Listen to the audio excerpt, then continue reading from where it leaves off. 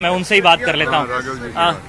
राघव जी, काफी डायरेक्शंस हैं पार्टी के एक एक पार्षद को। हमारे यहाँ व्यवस्था है, हमारे जो प्रवक्ता होते हैं वही पार्टी की रीति नीति को आपके सामने रखते हैं। तो लिहाजा हमने निश्चित रूप से ये कह रखा था कि किसी भी पार्षद को अपना मत मीडिया के सामने नहीं देना है। नहीं, मत रखने की बात नहीं, हम तो केवल उनसे जनरल जो बातचीत ये कर रहे हैं कि जो 2 साल का वक्त बीजेपी के पास में था, यहाँ पर जो 2 साल आप लोगों ने यहाँ पर बिताए हैं, महापौर आपकी रही, बोर्ड आपका, आप लोग ने भी वो कोई कमाल नहीं करके दिखाया जो जनता यहाँ पर आपसे अपेक्षा कर रही थी।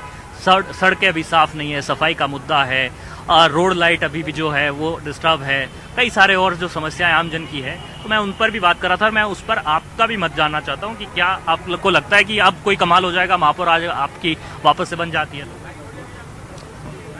मीडिया का और नेताओं का चोली दामन का साथ है। जिस प्रकार से कांग्रेस ने 2 साल इस बोर्ड को काम नहीं करने देने के लिए गांठ बांध रखी थी और षड्यंत्र करके बार बार डिस्टर्ब कर रहे थे, तो ऐसे में व्यवस्थित काम जितना कर सकते थे उतना किया, लेकिन व्यवस्थित नहीं हो पाया। अब कैसे हो जाएगा सर? लेकिन नया महापौर बनने के बाद निश्चित रूप से चुनाव में, राजस्थान के चुनाव में 1 साल रहा है, मानसिकता अधिकारियों की भी देख के बदलती है, तो हमको उम्मीद है नए महापौर में 1 या 2 महीने और कष्टकारक होंगे, उसके बाद हमारा भी पहले महापौर की तरह ही काम करेगा। वोट कितने डल चुके हैं महेश? डाले जा चुके हैं और अभी क्या मतदान की और प्रक्रिया आपकी? 42 हमारे वोट डल चुके हैं, बाकी वोट हमारे जो दूसरी बस है वो आ रही है।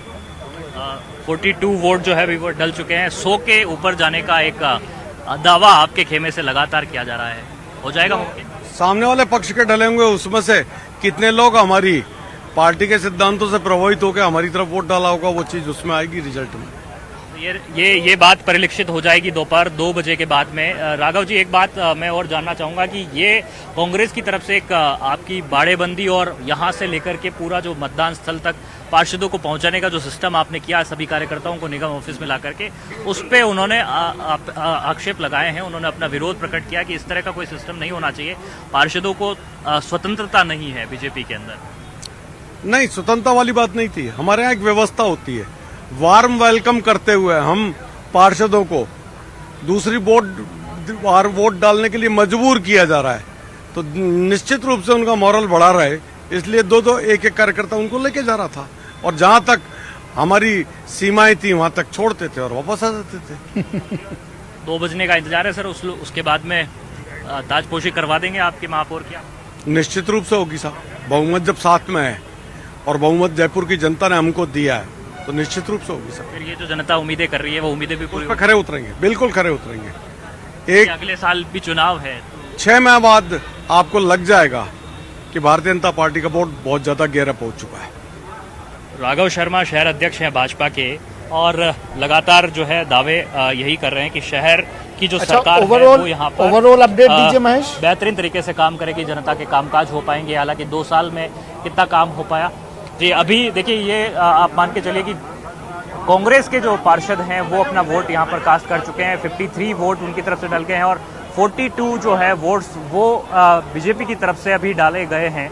निर्दलीय पार्षदों के भी आने का भी सिलसिला है। मैं मतदान स्थल जो है उसके बिल्कुल नज़दीक में हूँ, जहाँ पर कि ये भाजपा के पार्षद जो हैं वोट डालने के बाद में यहाँ पर आपस में चर्चा कर रहे हैं, बैठे हुए हैं और यहाँ पर उनके